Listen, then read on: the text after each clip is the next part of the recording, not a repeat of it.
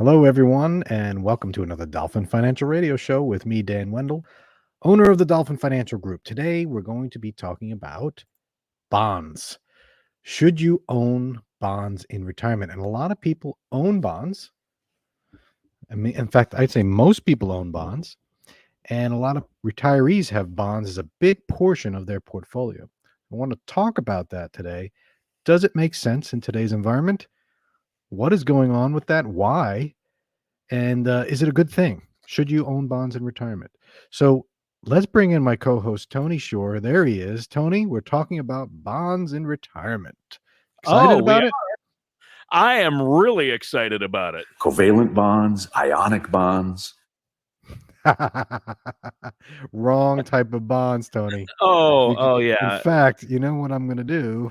See, right now for the viewers, they could see that my background is a savings bond, which I've used before in a previous show. But what I'm going to do is switch it to this. There it is. You know who that is, Tony? He's pointing a gun at me, Dan. My hands are up. I'm not moving. That's James Bond. Oh, that's James Bond. Okay, I'm not worried. He's cool. He's cool. You're not an enemy. So, Right. you ready to talk about bonds? You're not going to fall asleep on me? I am not gonna. All right. So savings bonds. Savings bonds are not a big portion of people's retirement. No. They used to be much bigger, but we're talking about the traditional bonds that you see in people's portfolio, corporate bonds or government bonds. Government bonds, yeah. Treasuries, as they're called. War bonds. Yeah, right.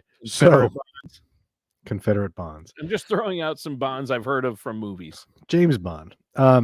Traditionally, bonds, they do play a big role. You hear a 60-40 portfolio. When someone says, I got a 60-40 portfolio, you hear that a lot. Yep. 60-40. 60 stocks, 40 bonds, right? 40 bonds, right? That's what they're talking about. Yep. That used to be kind of the thing back in the 80s, right? Yeah, and still is. A lot of people I meet have a 60-40 portfolio. Huh. That's a shame because those bonds haven't made them any money. That 40%'s been, I don't know. They haven't, right? I don't know. You tell me. I do know, actually. The talking heads say bonds haven't been making any money. Well, and the talking heads also say as you get older, you should have more bonds. Right. The same people on CNBC and Forbes and you've the usual suspects. Right. And so someone who's a baby boomer watching this show might say, yeah, I have bonds. I wouldn't be surprised if they said that. But then someone in their 30s might say, I don't have bonds. Those are for boomers. Okay, boomer. But if they have a 401k, they probably do have bonds because they're probably in a target date fund, right? And the whole point of a target date fund is that it shifts the stock bond mix over time. So they do have bonds, just not a lot. So you're saying I might have bonds and not even know it. Yeah, I probably do. Right? Yeah. And there's certain reasons to own bonds. This is the talking points of owning bonds. And I'm not against bonds, by the way. We're going to talk about it for retirees, but typically people have bonds to reduce their portfolio risk and to balance out the stocks in it, add stability. That's a big word, stability. You add bonds to your portfolio to stabilize your portfolio. Because bonds are less volatile than stocks. So when someone has a 60-40 mix, it's not because that's going to get them the best return. It's going to stabilize the portfolio, so it's not going to go up and down crazy as if it was 100% stocks. And people get that. A lot of people also use bonds for income. That used to be the case when bonds actually paid a decent amount. Sure. I have a clip for that. Plus savings bonds that still pay 37%. That sounds like a Homer Simpson character. A Simpsons character. It is. That's Homer's dad, yeah. Yeah, do you remember bonds that paid 30%? I sure don't. No, that's a joke. It's a joke from the Simpsons people. Come on. Nothing but noise over here, Dan. See, this is listeners, this is a problem. This is why I rarely tell Tony what we're talking about, because then he can play with his little he could enable himself with his sound box over there. But no, that's a pretty good one, Tony. I like that. So yeah, older people appreciate bonds because there's this expectation that bonds are going to give them income or stabilize and so forth, right? And there are still a lot of advisors that use bonds. Sure. Me being one of them. I do have some bond portfolios, but their expectations are that bonds are going to give a modest return, but do they always yield a positive return? The answer is no. Bonds can No. lose money, right? Bonds can lose money. Or lose And value. they can lose value. Sure. Let's take, and I'm not going to go into So all there the is different risk types of with bonds. bonds as well. Bonds aren't 100% safety. They don't offer principal protection then. That's right. They can go up and down in value. And so you could say, well, I don't own bonds. I owned a bond fund. So can that go up and down in value? Of course. So here's let's look at the Vanguard Total Bond Market Index Fund Admiral shares. So you can look this up online. The ticker is VBTLX. And this is the most common, I would say. Yeah, it's kind of the Bond standard. fund. It's the Right. industry standard, Vanguard. Right. So when people are creating bond funds and they're saying, well, how did I do compared to other bond funds? They use this as the total bond market. Yeah. So Vanguard has this, right? So if you own that in 2021, you lost money. It was down. It was down in value. Yeah. And year to date, that fund, as of March 29th, 2022, down 6.34%. Yikes. Tell me, is that what people think bonds are all about? That you can lose money? I don't think the overall market is even down that much this year. It was down 5%. It was down 5% it was down. I mean, for the year. It was down, I think, 12-13% at one point. So yes, the stock market has been bouncing back, but the bond market hasn't. The bond market's been getting hurt, and it's been getting hurt for a while. And why is that? Because the Fed raised interest rates. That's right. Does that hurt a huge the bond portion market? of it? A huge portion of it. Even the high, a lot of people talk about what types of bonds. You got junk bonds. I call them junk bonds. They're high yield bonds. You'll hear this, high yield corporate bonds. They call them junk bonds. I don't like to use the term junk now that I think about it because it makes it sound like they're terrible, like you're buying junk. But all you're doing is you're buying a riskier bond, and that pays more. So you take some risk. So what does that mean? A risky bond. So that means it can go down. High quality bonds, which is what a lot of people invest in, just aren't keeping up with inflation now. Not much is, actually, Yeah, when I hear the term junk bonds, I think, am I investing in like Kmart or Sears or Kodak? I'm like, well, yeah, am I buying worthless shares of Kmart that has one store in the U.S. still open? Right. Blockbuster video bonds. No, Blockbuster. I think it's just what. So the way bonds work, they give coupons. That's what they call the money they give you. Some semi-annually, some annually, whatever. So you're getting coupons, and the higher the interest you're getting, the riskier it is. And those that want the money, because what a bond is, you're giving the money to be used for something, right? Typically, right, investment, right? So if you're going to give the money to a really solid company that's been around forever and is doing well, they can afford to say we're only going to give you 2%. If you go to Blockbuster and they said, hey, give me 10 grand, I'll give you a bond, you'd be like, yeah, I need 37%, right? Like you would demand more. So that's the higher the return, the higher the risk. So, but you mentioned it, you said it already. What's going on? People own bonds. They expect to get a modest return, and they lost money. How is that possible? And you hit it right on the head. What happens to bonds or bond prices when the Federal Reserve raises interest rates? So that's what's happening. That's what's been happening. There's been murmurs and talks, and they've raised interest rates. Who's they? The Federal Reserve. Well, who's that? Like, is it like 9 people? Yeah. The Federal Reserve comes up with their rules, and they raise rates to combat inflation, which we're struggling with right now. The idea is they're not raising bond rates. They're not raising interest rates at the bank. What they're doing is they're charging more to lend money to banks. So banks are paying more to have money, and So are they passing that on to the consumer by giving higher interest rates and the CDs and the bank accounts? No, no. So what happens is, right, Tony, you buy a bond. You spend $1,000, you buy a bond, and it's 2%. Okay. You're going to get 2% for the year. And then Fed raises rates. And so now people want to issue new bonds. And they say, oh, I can't offer 2% because the rates are higher, and people aren't happy with that. So I'm going to offer a bond for 3%. How do you feel? You just bought one for 2%. Now, I someone don't else is feel offering you good. for 3. I Right. feel, Dan, the same way I did when I put all my money in Photomat. In what? Photomat? Photomat stores. Oh, those little kiosks with the quick development, Uh, 24-hour photo. Right. You're not happy. You're not happy you own that bond. yeah. So what are you going to do?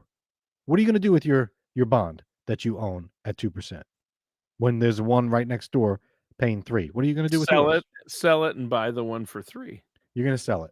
All right. Who are you going to sell it to? I don't know. They say there's one born every minute. You'll be my first call, Dan.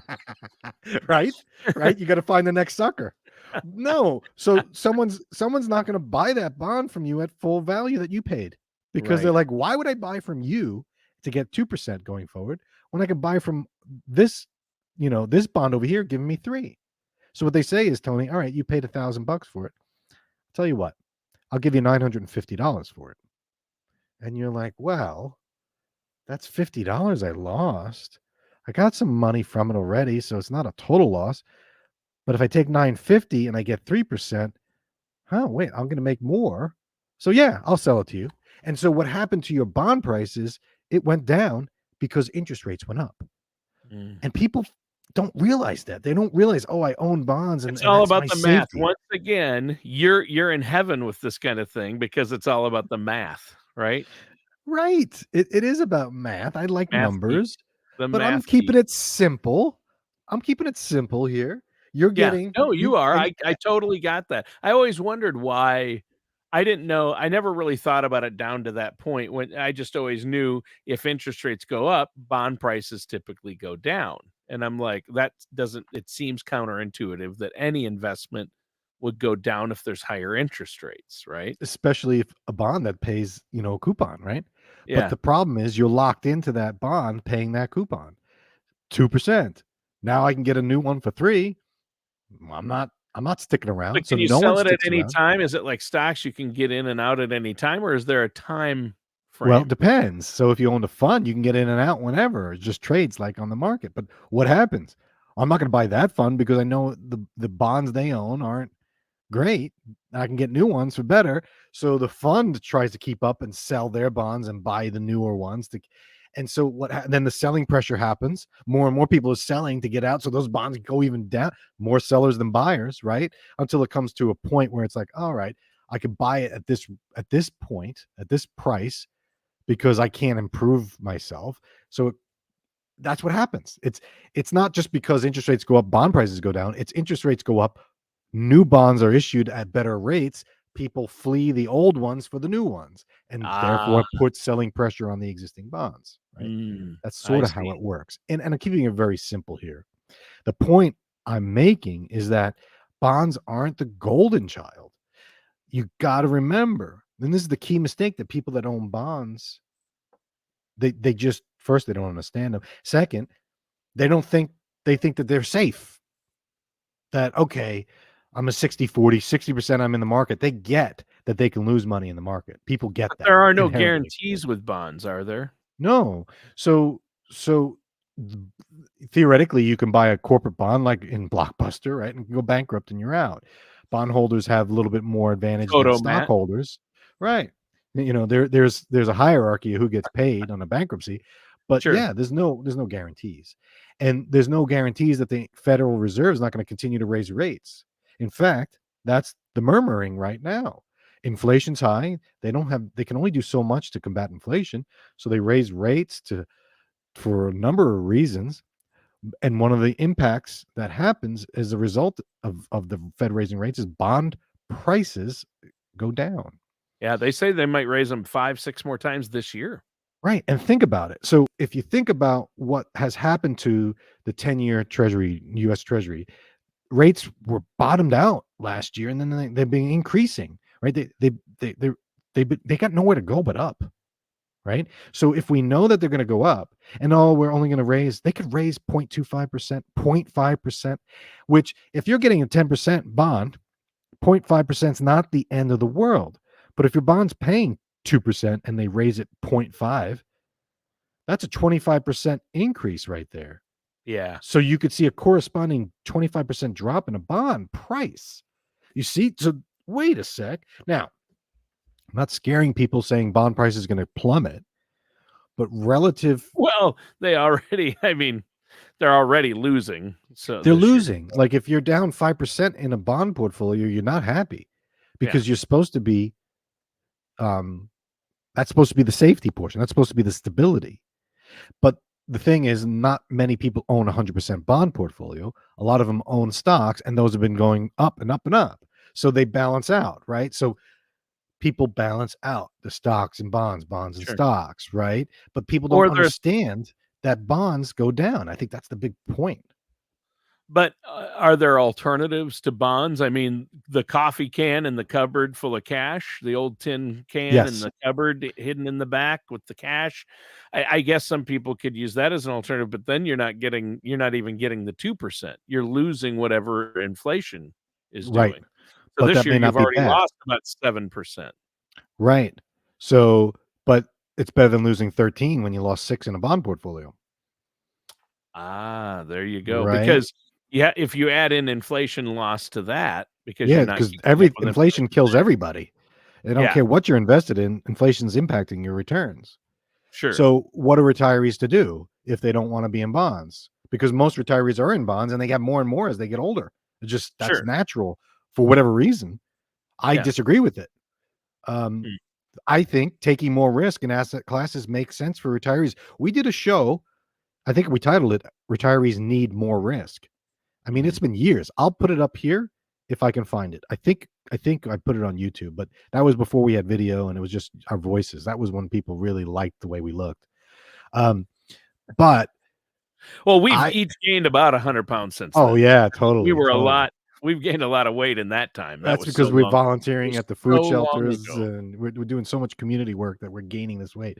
Yeah, that's the excuse. So Yeah, that um doesn't add up, no, it doesn't, does it? Mr. Math I'm Man. trying. Yeah. James Bond. Okay. Taking more risk may be appropriate for retirees. Sure. Getting out of bonds and putting it into stocks, precious metals, real estate, something else might make more sense, believe it or not. Now, this show, we're not giving advice. I'm not telling people what to do.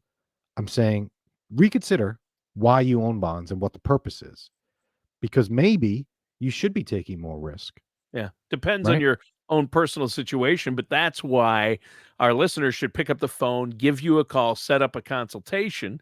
There's no charge, there's no obligation, and then you look at a few things, what their personal risk tolerance is, their personal preferences on that, what they can bear, and then their personal situation and their financial goals. Everybody's different, of course. Right. So maybe bonds are the way to go. And time horizon plays a part. And Yes.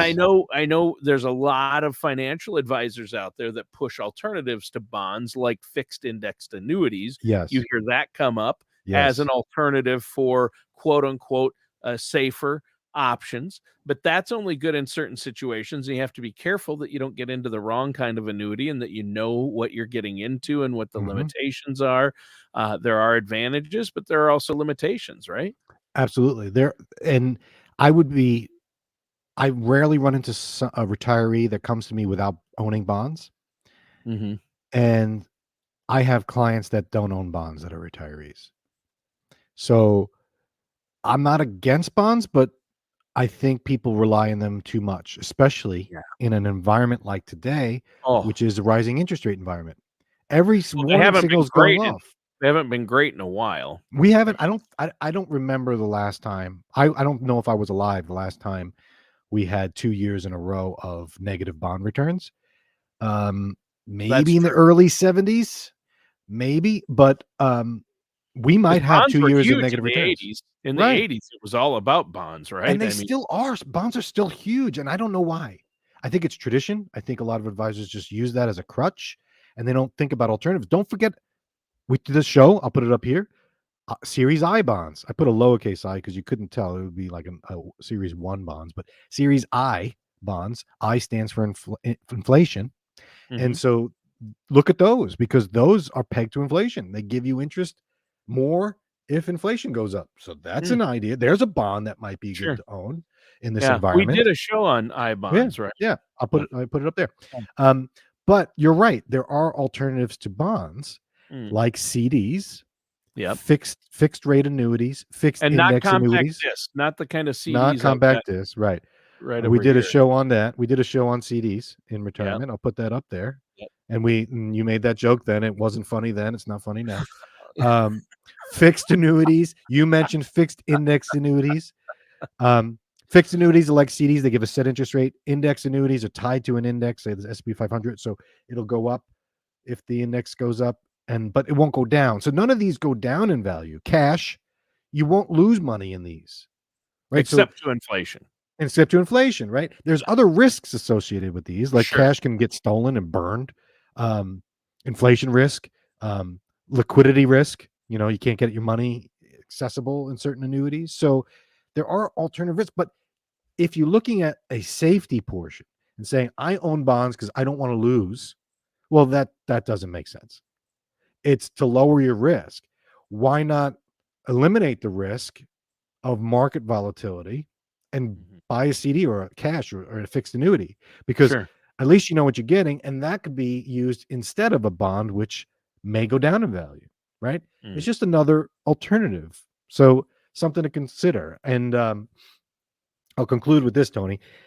Many people own bonds, and yeah. many don't understand them. Not only Right. don't they don't realize there's risk involved. Mhm. By the way, short versus long term. You know, Mhm. right now, if you're going to own bonds, a short term bond portfolio is probably a safer bet than a long term Sure. bond portfolio, which Mhm. a lot of times is counterintuitive. Wait, I want to lock something in, I'm safe long term, but short, if rates are going up, if you lock in something long term, that's going to hit them harder because if we go from 2% to a 3%, that's a 50% increase in rates. That long-term bond's going to drop. Whereas the short-term, all right, I'll hold it out until the end and then I can get out 6 months, a year. Whereas you got a 10-year that gets so consider the duration, the length of the bond, but they just don't understand that they can go down and they don't understand why they own them. A lot of people don't understand why they own them. And when they do understand why they own a bond, then they can start to think about, all right, well, what else can I do instead of a bond? Right. Have they had that conversation? I don't think many people have actually had that conversation as maybe I shouldn't own bonds right now. Yeah. Yeah, and there's so many people, like you said earlier. I mean, if you have a 401k, all these people with 401ks, 403bs, IRAs, they probably have bonds in them. And they think a lot of people might assume they're all stocks, Right. unless they have a really good financial services professional that broke it down for them, or they pay attention to those their portfolio information that they get, Right. that's like that thick and tiny Right. print. They might see fixed income in their portfolio. What is that? It's bonds, right? Yeah. It's bonds typically. Sure. So, but maybe cash is king, Hmm. right? I mean, you know what you're going to get. Maybe Yeah. you take out a CD or a fixed annuity and say, give me my Mhm. 3% for the next 3 years or whatever. I don't know Sure. my point being, don't just go blindly into bonds. Have a reason and a purpose. I don't think many people do. I think they just do it because that's what they've always done. That's what the advisor's always done. And it's like, all right. And what I'm saying, and what I hope people walk away from with this show is maybe it's time to reconsider whether or not you should even own bonds. Gasp. Uh-oh. Oh my God, all the Uh-oh. bond guys are going to come after me. They Right. are. Yep. I'd rather the bond guys come after me than the stock guys, Yeah. you know? Not the James Bond. I don't want the James Bond guys coming after me. So you got what do you think? I think that's a whole episode that we could branch off to, but we could have an episode.